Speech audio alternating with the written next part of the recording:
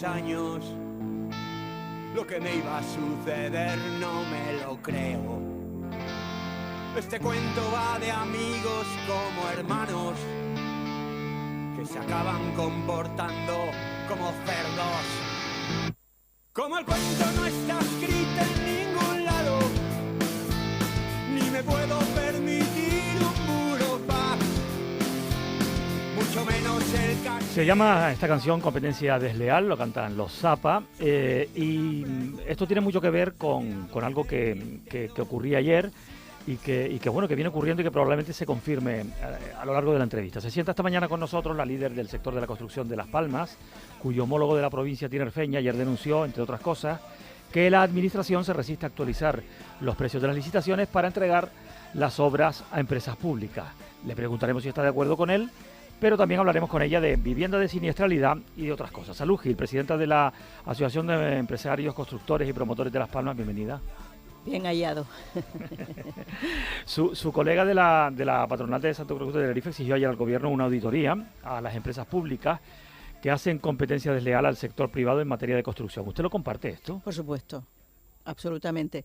Primero hay que pensar en la proliferación de empresas públicas que existen en Canarias. Es decir, si nosotros en su momento hicimos un ejercicio y estamos de nuevo actualizando esos datos, o sea, las cientos de viviendas públicas que existen para huir del derecho administrativo.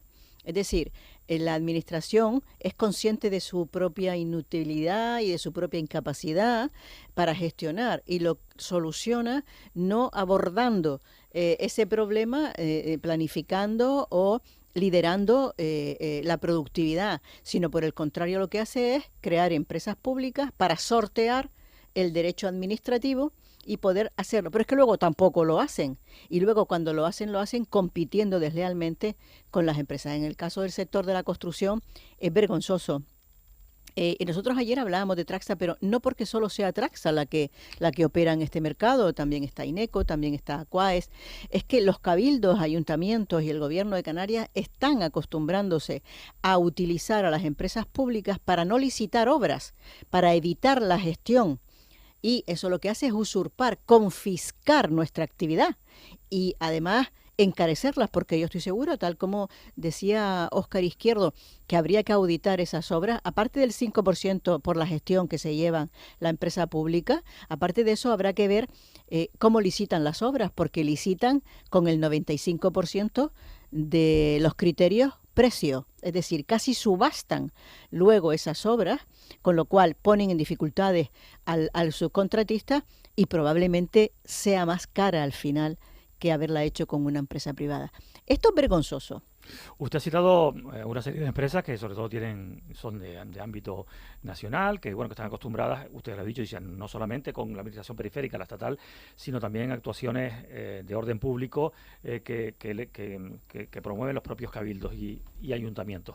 Pero también hay empresas públicas en el gobierno de Canarias, en concreto está GESPLAN, está Visocan, está Gestur, algunas de ellas, por cierto, la gestiona la agrupación socialista Gomera en este gobierno, también en el anterior, porque Casimiro Curbelo era responsable, su partido, de Visocan, que es la empresa que promueve las viviendas públicas.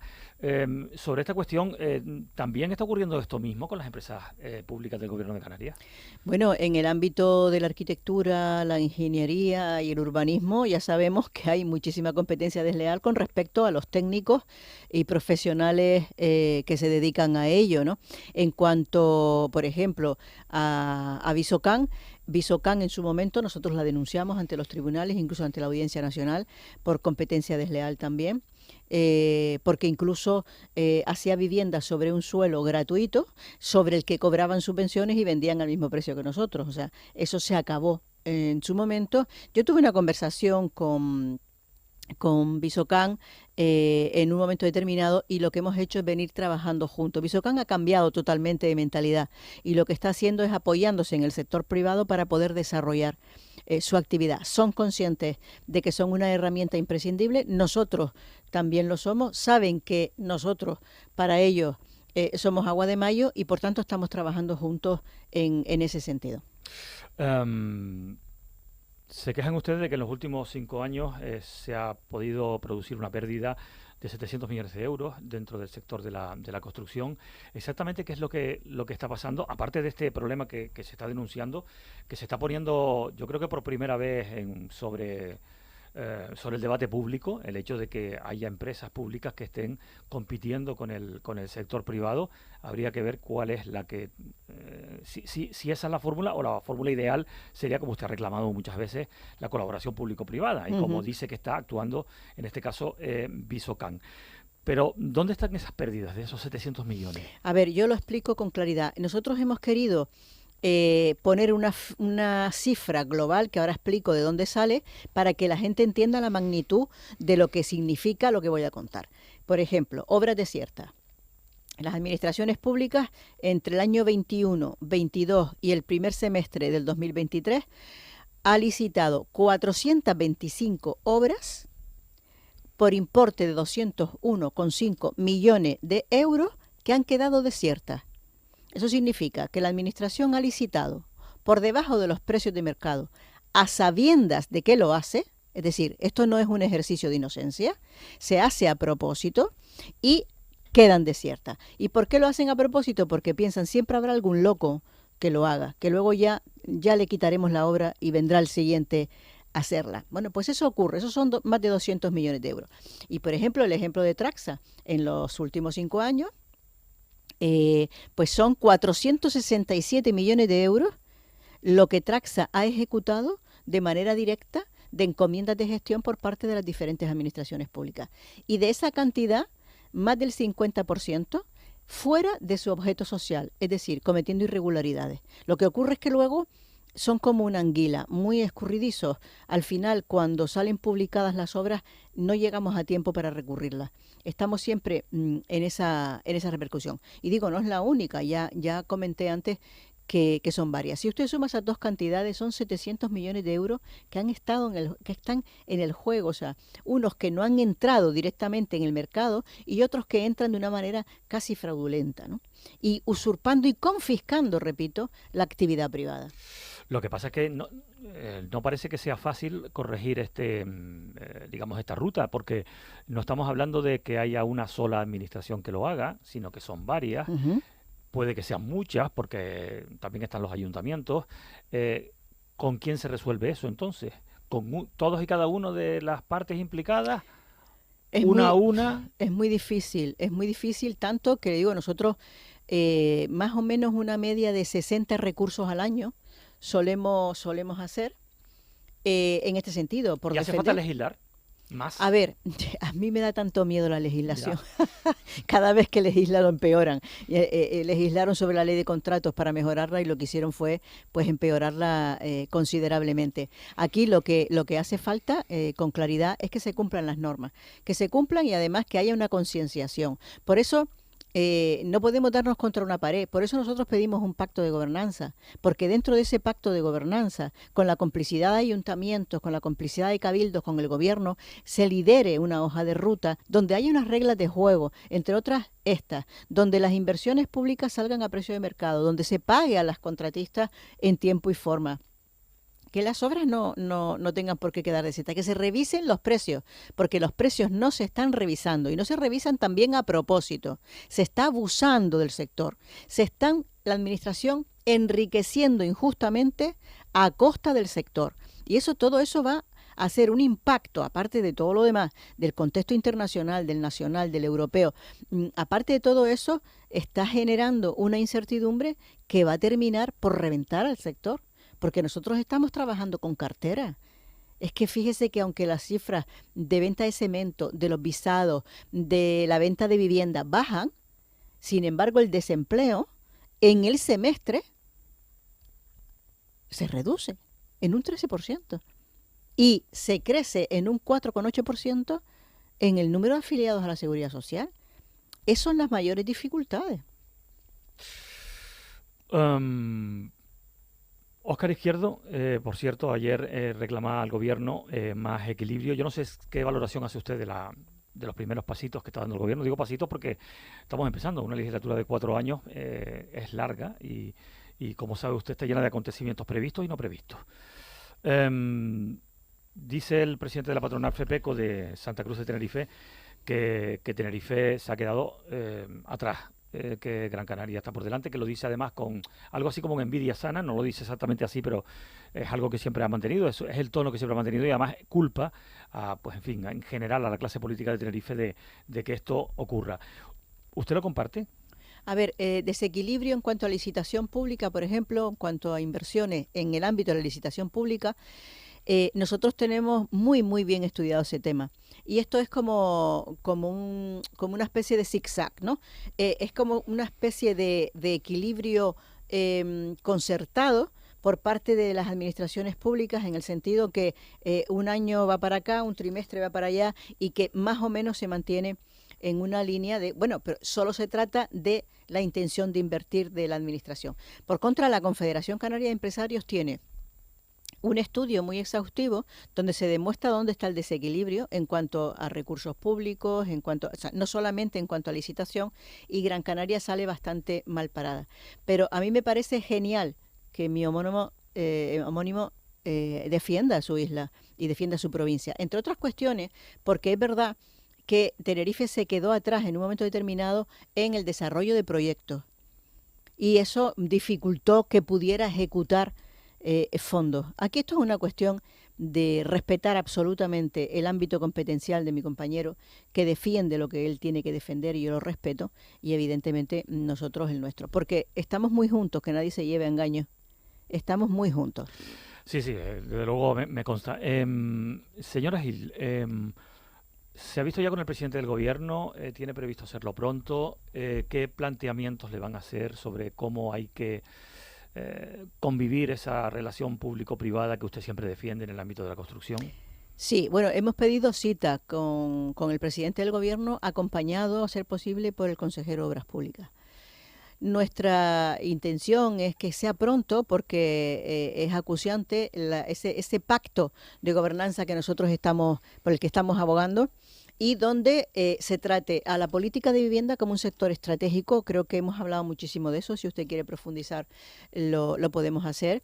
Que el sector se apueste por la transformación digital y la industrialización del sector de la construcción, que se respete y se proteja a la industria del sector de la construcción como una herramienta de objetivos de desarrollo sostenible.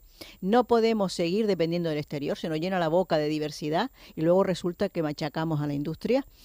La industria tiene que crecer, tiene que ser rentable y tiene que ser viable, y para eso hay que hacer una apuesta determinada. Que las inversiones públicas se desarrollen como si estuviéramos en elecciones todos los días. Nosotros hemos constatado cómo en el periodo preelectoral prácticamente el 80% de la licitación se concentró en ese periodo. ¿Eso qué significa? Que cuando un responsable público tiene una motivación, esta es la de ganar las elecciones, es capaz de liderar un aumento de productividad en el sistema, es capaz de liderar más licitaciones y más inversión. Por tanto, que se motiven más noblemente y que piensen que el escrutinio ciudadano es diario y es permanente. La patronal de la construcción tiene relaciones con Visocan. Se ha referido antes a eso, ¿no? A esa colaboración. Dice que en este momento la empresa pública se ha puesto al servicio de la construcción de vivienda con las promotoras privadas, con las constructoras. Sí. ¿Cómo se hace eso? ¿Cómo se resuelve eso? Pues mire, le pongo varios ejemplos. Nosotros desarrollamos, después de mucho trabajar, un plan complementario incluso al plan de vivienda, utilizando recursos. Aquí lo que hay que hacer es sinergia. Tenemos fondos europeos, tenemos los fondos del plan de vivienda, tenemos una empresa pública que en este momento se constituye como la herramienta imprescindible para la gestión de la política de vivienda en Canarias. Aquí hay que quitarse los complejos. El Instituto Canario de Vivienda debe estar para la parte administrativa, agilizarla, quitarse de encima la parte de gestión, porque así será más ágil en la de la parte administrativa, y liderar lo que es la gestión y ejecución del plan desde el ámbito administrativo. Pero Visocan es la herramienta imprescindible. ¿Qué hemos hecho con Visocan? Pues mire, una cosa tan sencilla como llegar a acuerdos para que Visocan sacara a concurso mediante la concurrencia competitiva, la compra de edificios inconclusos que se terminaran por parte de los promotores. Fíjese usted qué sinergia. Es decir, todos esos edificios y esos esqueletos horrorosos que se quedaron después de la crisis, un promotor lo compra, se presenta con una opción de compra al concurso y si sale adjudicatario, termina de formalizar la compra, Visocam paga la parte ejecutada, con lo cual facilita la financiación y ese edificio se termina y Visocam lo compra. O sea, es que es la cuadratura del círculo, por un lado. Por otro lado, ¿qué estamos insistiendo nosotros con el gobierno? Utilice usted los fondos europeos para el desarrollo del derecho de superficie. Visocam tiene muchísimo suelo para miles de viviendas. Pues que lo saque a concurso, que tiene voluntad de hacerlo, que lo saque a concurso utilizando esos fondos europeos, que son 700 euros metro cuadrado de superficie útil de vivienda a fondo perdido. Nosotros aportamos la RIC, con lo cual estamos materializando RIC y bonomizándola, porque tanto que se la critica. Es un camino muy interesante para abordar esa materialización. Se construyen los edificios y se le arrienda directamente a Visocam, y Visocam se encarga de la gestión, garantizando así que las personas que disfrutan de esa vivienda son las correctas. Sabe que hay un problema muy grave de vivienda no solamente en Canarias, sino en toda España. Esto imposibilita que haya gente que pueda desplazarse a trabajar a determinados lugares, sobre todo en zonas turísticas, porque no hay vivienda, entonces hay una demanda importante de vivienda. Dice Casimiro Curbelo que se construirían unas 5.000 viviendas, sería lo razonable, de la mano de Visocam, durante toda la legislatura. ¿Cree que es suficiente esto? ¿Cree que esto aliviará el problema de alguna forma de aquí a 4 años? ¿O cuáles son los pronósticos que usted hace sobre el parque de viviendas que va a haber pues a medio plazo, por ejemplo, a corto, medio plazo y largo plazo? Bueno, ahora mismo los demandantes de vivienda son 25.000, ha subido, eran de 20 a 25.000, pero esos son los registrados, es decir, aquellos que confían en que el sistema les va a responder. Hay otros 15.000 más o menos que no confían en el sistema y no están registrados. Yo creo que el déficit de vivienda puede rondar los 40.000. Evidentemente es un objetivo prácticamente inalcanzable y tenemos que ser realistas. Nosotros, los 5.000 de Visocam, pues si hacemos otros 3 o 4.000 del plan de vivienda, utilizando incluso el suelo privado, porque mire, hay una cosa que está clara, hay un montón de suelo privado calificado de VPO que no va a salir en la vida, porque no es viable. Hay que utilizar estas fórmulas que nosotros estamos haciendo. Y lo que hay que hacer es aflorarlo, ponerlos en el mercado. Esos propietarios no pueden, pues que sea la administración quien lidere el desarrollo de esos suelos y se dé, evidentemente, el beneficio y la contraprestación una vez que las viviendas están terminadas. Hay muchísimas cosas que hacer, pero para eso hay que tener una mente de gestor y tener una estrategia política muy, muy clara y liderar un proceso. Yo lo llamo pacto de gobernanza. Bueno, son las 10 menos 11 minutos de la mañana. Estamos con Salud Gil, presidenta de la Patronal de la Construcción de Las Palmas, la ASP. Estamos hablando sobre todo de vivienda. ¿En qué quedaron los acuerdos de vivienda de la pasada legislatura? Ese plan de vivienda, es verdad que la legislatura pasada fue como fue, con diversos acontecimientos que complicaron un poco las cosas, pero le pregunto porque todo lo que podía haber sido, o lo que en principio parecía que iba a ser, al final no fue. ¿Qué es lo que ocurrió? Bueno, lo que ha ocurrido es que en los últimos 16 años, situándonos en el año 2022, se ha reducido la producción de viviendas protegidas en un prácticamente 99%. Lo que ha sucedido es que si vamos a los visados del primer semestre de este año a viviendas terminadas, es decir, construidas, hay 0 viviendas protegidas. Incluso la renta libre se ha disminuido en un 35%. Hay una falta de oferta y evidentemente hay que actuar ahí. O sea, yo lo tengo clarísimo. Y no sé qué más me había preguntado. No, sobre el plan de vivienda, sí, de por qué no se ha podido cumplir, exacto. Digamos. Al final, y en definitiva, de lo que se trata es de que en el último proceso del gobierno, en la última legislatura, hubo primero, por un lado, prejuicios. en relación a actuar con la iniciativa privada. Costó mucho trabajo convencer de que la iniciativa privada podía cooperar, y ahora le pongo un ejemplo si quiere, en el ámbito de la ejecución de los planes. Por otro lado, conseguimos que se sacaran a concurso la adquisición o la construcción en arrendamiento de los promotores privados, pero al final esos prejuicios terminaron por dejar desiertos todos esos concursos. O sea, había una falta de fe en la iniciativa privada. ¿La falta de fe era política o era administrativa? Política. Administrativa es negacionista. ¿Vale? Son dos cosas diferentes. O sea, el sistema ha renunciado a la gestión y al éxito. Lo que le decía antes, ¿no? Ese miedo a un colapso administrativo, la administración, el sistema lo que hace es empujar para que no se gestione. Esto es así de claro, ¿no? Pero por una cuestión de... por falta de medios, a lo mejor. A ver, yo no sé si... es que a mí no me corresponde, porque si yo tuviera que analizar cómo tiene que resolver la administración, no tendría que estar aquí, tendría que estar en la administración. Ya yo tengo bastante con ocuparme de lo nuestro. O sea, es una responsabilidad política. Yo no sé si falta de medios, también hay baja productividad, también hay un absentismo brutal. Hoy hemos visto cómo hay un 40% de absentismo en determinados ayuntamientos. Nosotros estamos midiendo el absentismo en nuestro sector, porque el absentismo y la productividad está generando graves problemas. Pero sobre todo fue los 2 años primero no creer en nosotros. Luego no llegamos a tiempo. Cuando quisieron creer en nosotros se hizo tarde. Aunque sí que firmamos un convenio para los fondos europeos en materia de eficiencia energética y nosotros hemos más que triplicado la gestión en ese sentido. Bueno, vamos a cambiar de asunto porque quiero preguntarle por la siniestralidad.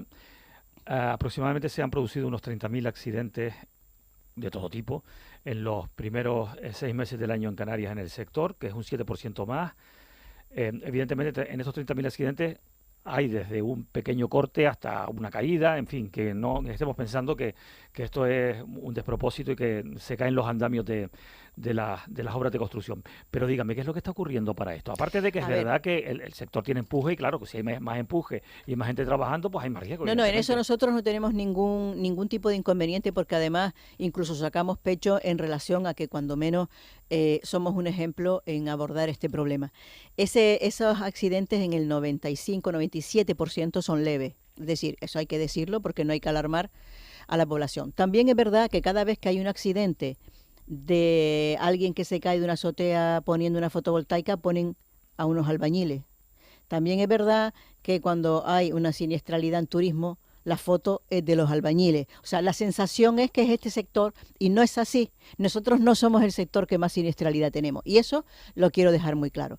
Por otro lado, tenemos una fundación es profeso para el tema de prevención de riesgos laborales y para la formación, que son los 2 elementos fundamentales a la hora de abordar esta cuestión. Y le aseguro, tenemos incluso un organismo paritario, consultas, cursos, tenemos un departamento de prevención de riesgos laborales. Nosotros tenemos técnicos que van a las obras de nuestras empresas a revisarles las obras, a que esté todo bien. Los accidentes ocurren por eso, porque son accidentes. Unos tendrán unas motivaciones que desde luego yo no entro a valorar, pero lo que sí le aseguro es que este sector ha dado un paso al frente e invierte casi 60 millones de euros todos los años en formar en materia de prevención, en investigar y además en abordarlo desde la propia administración. Nosotros tenemos una mesa de construcción junto con el Gobierno de Canarias, sindicatos e inspección de trabajo, porque esto es un tema que nos ocupa y nos ocupa cada día. El sector de la construcción tiene una gran variedad de segmentos de edad, pero es verdad que al ser mayoritariamente un sector en el que hay que hacer trabajos pesados, hay que hacer mucho ejercicio, hay que estar bien físicamente para trabajar, es de suponer que la gente que tiene más edad pues es quien lo pasa peor. Sin ir más lejos, este fin de semana un trabajador de la construcción me decía, dice, no, ya no estoy subido en el andamio, ahora estoy en las reformas, ¿no? Pero dice, pero la verdad que con 47 años llevar encima un montón de aparejos de trabajo, de material, pues es tremendo y cada vez se hace más pesado. ¿No habría que trabajar también sobre esa cuestión? Es que se trabaja. Vamos a ver, nosotros trabajamos, mire, precisamente el proceso de transformación digital donde estamos tiene bastante que ver con esto. Nosotros como sector estamos trabajando la impresión 3D y que además hemos demostrado que en ese sentido estamos avanzando. La industrialización del sector va por ahí, es decir, la automatización de un montón de cuestiones. Luego la pregunta siguiente es, ¿y el personal? ¿Qué pasa con el personal? Es una transición, es como cuando íbamos en burro y ahora vamos en coche. O sea, hay una transición en el sector, estamos evolucionando y nosotros tenemos muy claro qué es lo que tenemos que hacer. Repito, se está envejeciendo nuestra población, eso es así. Hay solo un 6% de tasa de reposición. Estamos trabajando muchísimo la incorporación de mujeres y de jóvenes al sector, pero también de los mayores de 45 años, porque hay señores de 45 años que están muy en forma, o sea que tampoco hay que abordar 47 años, ese señor es un chiquillo. Otra cosa es que se cuide o no, hay que cuidarse y estar en forma. ¿Cuáles son los subsectores donde se demanda ahora mismo trabajo? Es decir, si estuviéramos escuchando a mujeres y hombres jóvenes o no tan jóvenes que quisieran incorporarse a la construcción, ¿usted dónde le diría que mirase? Hombre, que mirasen a la Fundación Laboral de la Construcción, que entren a través de Google en nuestra página, que hay muchísima formación gratuita, que si no tienen tiempo hay cursos muy cortos, que los hay online, que los hay presenciales, que certificamos las habilidades de esos trabajadores. Si no tienen una titulación, pero sí tienen la experiencia, nosotros también los certificamos. Y vamos a necesitar encofradores, ferrallistas, todo lo que son instalaciones, fontanería, electricidad, aluminio, oficiales de primera y segunda, son lo que son los encargados de obra, peones especialistas. Pero también empezamos a necesitar trabajadores digitalizados y estamos trabajando muchísimo en el entorno BIM, que es un entorno virtual donde se fabrica previamente a la fabricación real, a la ejecución de las obras, y vamos a necesitar que todo ese digamos la cronología de trabajadores, toda la estructura laboral pues esté digitalizada. Y en el sector turístico, las reformas siguen siendo un buen negocio. A ver, por supuesto que las reformas lo son, pero si nos atenemos a los visados, estamos viendo que la rehabilitación y las reformas y la ampliación están en encefalograma plano. Es decir, los visados se han reducido, los visados de obra, tanto de obra nueva como de reformas y ampliación, pero las reformas y la ampliación están muy, vamos, no crece, es una cuestión extraña, pero es así. Hace unos pocos días la Confederación Canaria de Empresarios decía que había que intentar, en el caso del sur de Gran Canaria, pues actuar lo antes posible ya en los centros comerciales que están obsoletos. Ya sabe usted, el anexo 2, etcétera, y tratar de intervenir ahí como sea, y hay que sentarse a hablar con todas las partes. ¿Tiene usted esperanza de que esto se pueda producir alguna vez o siempre va a exigir el enroque habitual, por un lado, de los propietarios y por otro lado, quizá también de la administración? Esto no tiene solución porque estos son los 2 de siempre y no quieren moverse. ¿Usted cómo lo ve? A ver, yo cuando hablo de pacto de la gobernanza hablo de esto precisamente. O sea, es ahí, en ese paquete y en esa hoja de ruta, donde tiene que haber una visión de planificación del gobierno y además de una industria que es nuestra primera industria, tratarla, mimarla y adecuarla. Y para eso, oiga, la iniciativa privada, los propietarios, que es verdad que hay una proliferación de micropropietarios, etcétera, etcétera, usted lo tendrá que solucionar, es su responsabilidad. Pero eso hay que abordarlo y nosotros, por supuesto, somos protagonistas indispensables en esa cuestión y somos aliados absolutos del sector turístico. Salugi, presidenta de la Patronal de la Construcción de Las Palmas. Gracias por venir a la Radio Pública. Encantada, Buenos gracias días. a ustedes.